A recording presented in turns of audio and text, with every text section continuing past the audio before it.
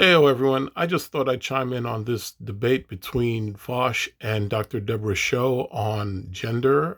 This has been a long time coming.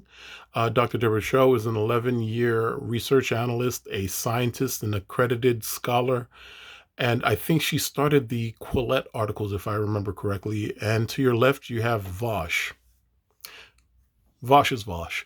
Uh, Now, I'm not going to chew your ears off about debate bro tactics, about how it probably behoove you to ignore Vosh's moral grandstanding, that he's always starts his debates off with a history lesson on white nationalism, Nazism, and ethnic cleansing, and therefore equates his interlocutor's position with white nationalism, ethnic cleansing, and Nazism. So you need to just say, go fuck yourself, or else you're going to be claiming you that you're not a Nazi for the next 2 hours.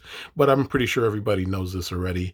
The actual subject of gender needed to be addressed, and I think both of these individuals dropped the ball.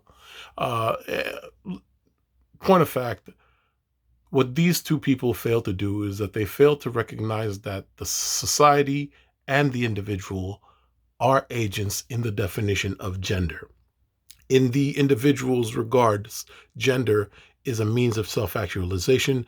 And as for society, society sees gender as a means of survival because to society, gender is the code of morality dictating the appropriate behavior and treatment of inseminators and gestators.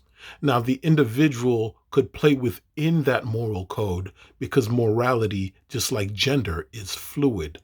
Sex is not. You could never swap positions between inseminators and gestators, and that is a scientific certainty that's sure to last a very long time. With that said, I want you to understand that once you know that society is an agent within gender with its own biases and its own means of enforcing its biases, like peer pressure and communalization and all that, I want you to understand that the majority of parents might not be cool with educators teaching their young children sexual postmodernism. I want you to understand that society in general would like to carve out a place specifically for female athleticism that has nothing to do with male bodies. I want you to understand, both of you, that gender, according to society, is a position where men have to be performatively strong and women have to be performatively weak. That is the game that we are playing, and it could be said that those who fail to practice gender as a morality has probably been wiped off the face of the earth. Now, you don't have to believe me in that regard. I just want you to know that